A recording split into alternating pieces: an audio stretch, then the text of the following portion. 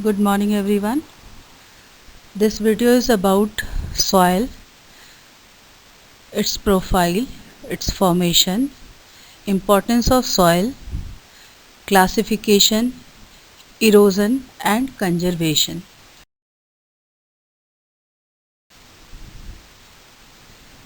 In this lecture we will discuss about soil as a resource, soil profile, classification of soil uh, in alluvial soil, black soil, red and yellow soil, laterite soil, arid or desert soil, forest or mountain soil. After that, we will discuss soil erosion, types of soil erosion, and conservation of soil. Soil as a resource. It is most important renewable natural resource because it is medium of plant growth and support different types of living organism. There are certain factors which are responsible for soil formation like relief, bedrock, parent rock, climate, vegetation, time period, time duration, other forms of life like microorganisms, and after that there are some more factors which are not very important but they also play a role in the soil formation, that are change in temperature, action of running water, wind and glacier action, activities of decomposers, chemical and organic changes, all are taking place in soil formation. Out of these factors, we have few most important, that are parent rock. Number one is parent rock. This is the first factor which provides the basic material for the formation of soils.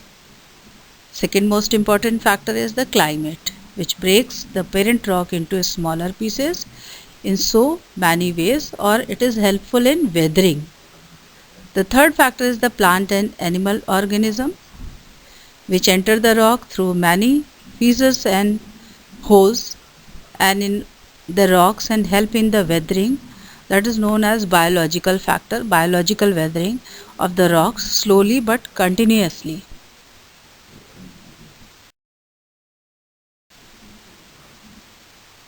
Now, this is about soil profile.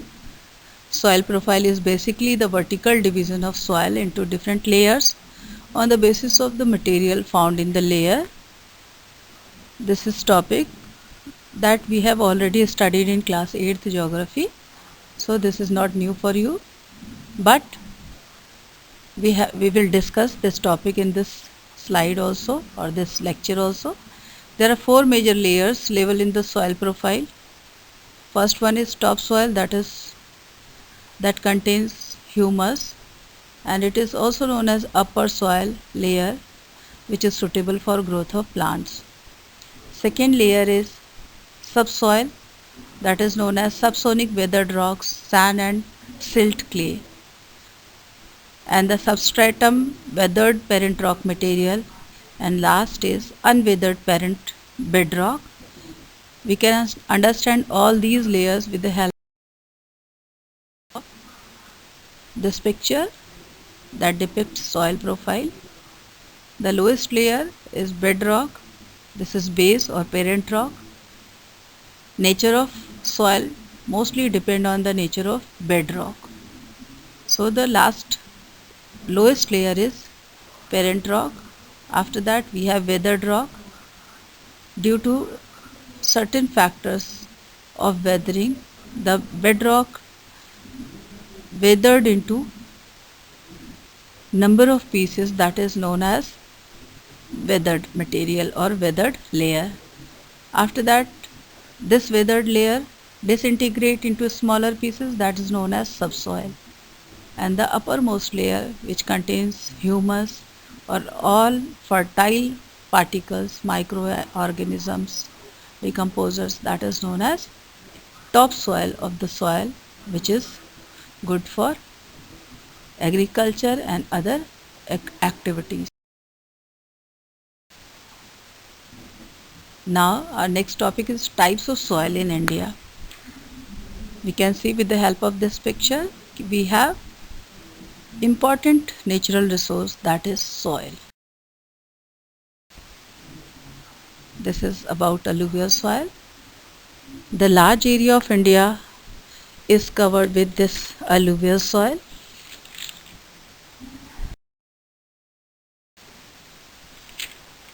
They are classified into two groups according to their age.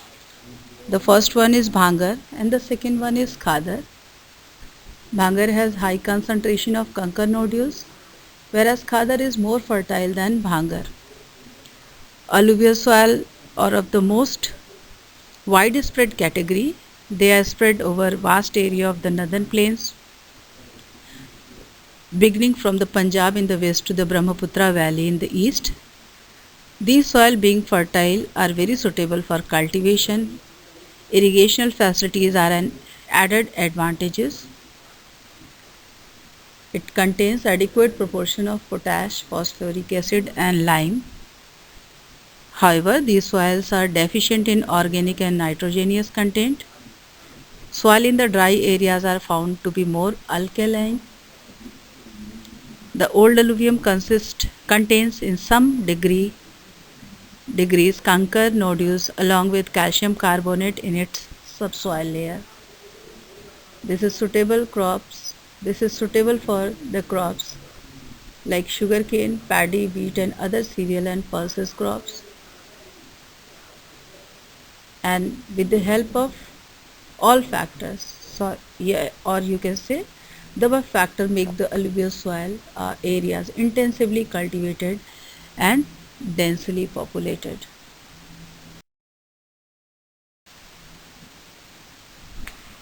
It is division of alluvial soil according to their age.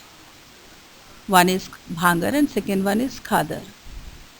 Bhangar is the largest part of the northern plain and is composed of the oldest alluvial soil. They lie above the floodplains. They resemble terraces. The soil of this region is locally known as kankar and is composed of calcareous deposits. The floodplains formed by younger alluvium are called Khadar. The soil in this region is renewed every year and is highly fertile. This region is very suitable for intensive agricultural activity. So both are the types of alluvial soil. Both are fertile, but Khadar is more fertile than Bhangar as it is younger alluvium. This picture is depicting about the position of Bhangar and Khadar. We can see the upper layer is Bhangar. After that we have terrace-like feature which is Khadar, and in center we have river valley. So after river valley or the banks of the river valley we have terrace-like feature that indicates Khadar and Bhangar. This is again picture of Bhangar and Khadar. The dark color indicates coarse material, that is Bhangar, and the light color shows fine material, that is Khadar. So both are alluvial soil, but one is Bhangar and second one is Khadar. Now this is about black soil. Black soil is totally black in color.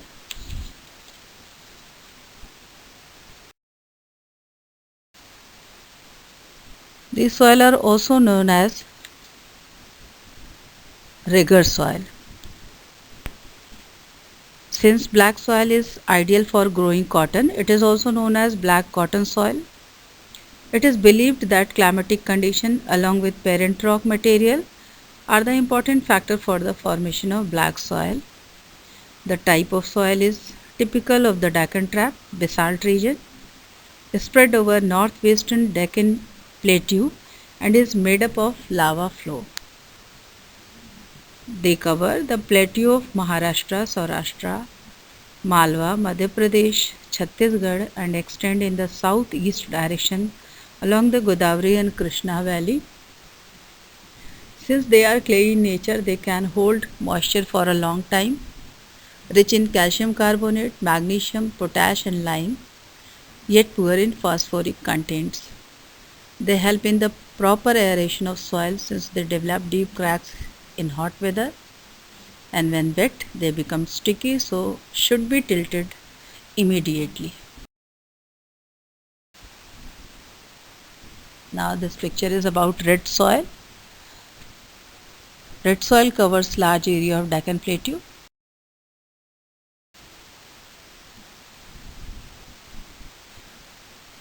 Red and yellow soil. Red soil develop on crystalline igneous rocks in areas of low rainfall in the eastern and southern part of the Deccan Plateau, which includes Odisha, Chhattisgarh and well as Western Ghats. These soil develop a reddish color due to diffusion of iron in crystalline and metamorphic rocks. It looks yellow when it occurs in a hydrated form, and it is good for cultivation of millets. Millets means jowar, bajra and ragi. Now this picture is about laterite soil.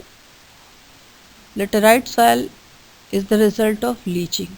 So now what is leaching? When due to high temperature and heavy rainfall or in wet areas percolates into the soil, the process is known as leaching, and the soil formed after that is laterite soil. Laterite soil, Latin word meaning brick, formed under high temperature and heavy rainfall with a wet and dry spell. Silica leached due to high rainfall. Remnant of iron and aluminium oxides left behind is known as laterite. Brown to yellowish color, becomes hard when exposed to atmosphere. Used as building material. It is found in Karnataka, Kerala, Tamil Nadu, Madhya Pradesh and in the hilly areas of Orissa and Assam. Chief characteristics of this soil are humus content of the soil is low because most of the microorganisms, particularly the decomposers like bacteria, get destroyed due to high temperature and percolates into the soil due to heavy rainfall. Laterite soils are suitable for cultivation with adequate doses of manures and fertilizers. This picture is about desert soil, that is also known as arid soil. So we will discuss about arid. Arid or desert soil contains soluble salts organized by mechanical disintegration and wind deposits. Porous and coarse, 90% sand and 5% clay, rich in nitrates and phosphates, poor in nitrogen and humus, friable, sandy and low moist content, 1.5 lakh square kilometer area is covered by this. They are sandy in texture and saline in nature. It means all soil formation has three main contents: sand, silt and clay. In this soil we have maximum proportion of sand, and saline means having salt in it. So this soil is sandy in texture and saline in nature. In some areas the salt content is very high and common salt is obtained by evaporating the water. Due to dry climate, high temperature, evaporation is faster and the soil lacks humus and moisture. The lower layer of the soil are occupied by conker because of the increasing calcium content downwards. After proper irrigation, these soils becomes cultivable, as has been in the case of western Rajasthan, especially in Ganganagar. Next soil is forest. that is also known as mountain soil. Mountain soils found in the hill slopes formed by deposition of organic matter from forest, rich in humus, poor in potash and lime. Major areas are Assam, Kashmir, Sikkim and Arunachal Pradesh. Major crops are tea, coffee, spices and tropical fruits. These soils have different characteristics from place to place. They are sandy, gravelly, devoid of humus and porous. These soils are found in the mountainous regions of eastern ranges that we have already discussed.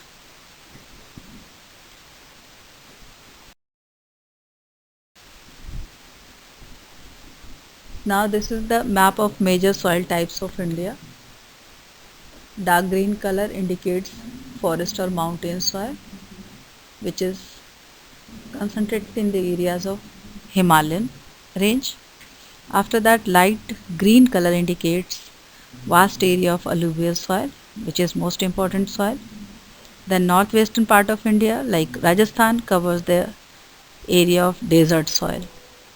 Deccan Trap is totally covered with black soil, which is indicated by grey color, and that Deccan Trap is covered with red soil or yellow soil.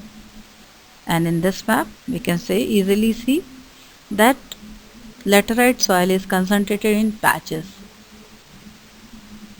So this is map of major soil types of India. Our next topic is soil erosion. Removal of topsoil from one place to another by natural agencies is called soil erosion. It is caused by running water and wind, deforestation, overgrazing and unscientific agricultural practices. All are responsible for large scale erosion.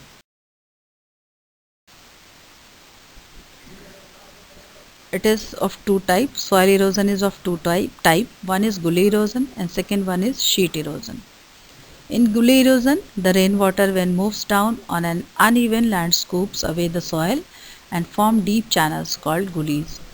This type of erosion is called gully erosion. When the number of gullies join each other, they form ravines. And a land which is broken into many small parts by the gullies or ravines is called badland. Chambal Basin is an example of this badland. A badland is unfit for cultivation and for other economic activity. This picture depicted soil erosion in the form of gullies. It is steep cutting of soil up to the subsoil, which is very harmful to the soil. Second is sheet erosion. Sometimes water flows as a sheet over large areas down a slope. It removes only the uppermost layer of the soil, so it is less harmful than gully erosion because it removes only the uppermost layer of the soil, not the layers of the soil. The water takes away the topsoil. This type of erosion is called sheet erosion.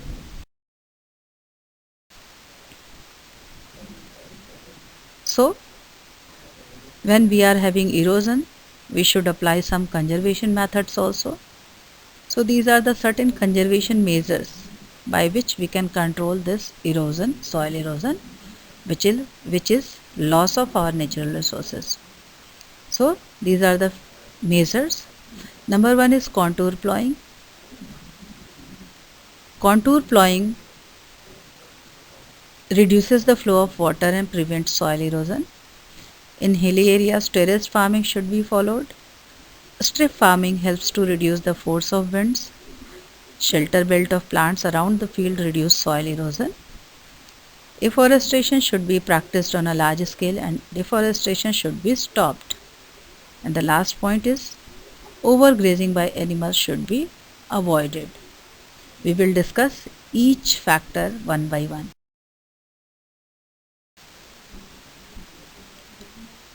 Number one method is Contour plowing. By this method, the fields are plowed, harrowed, and sown along the natural contours of the hills instead of up and down the slopes.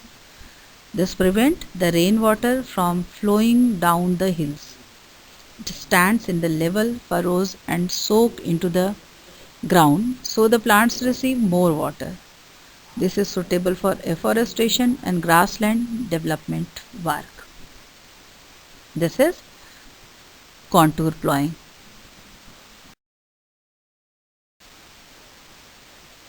Second picture is about terrace farming. By this method, a series of wide steps are made along the slope following the contours. This method is very common in Asian countries in regions of rice cultivation. It is step cutting of hills for the cultivation. They form stair-like features.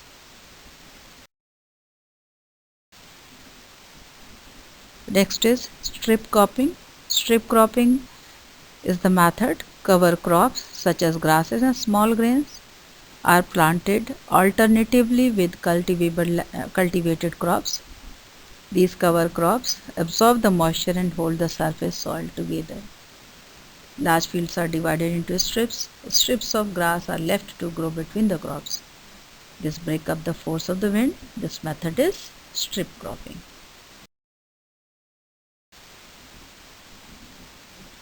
Last is shelter belt.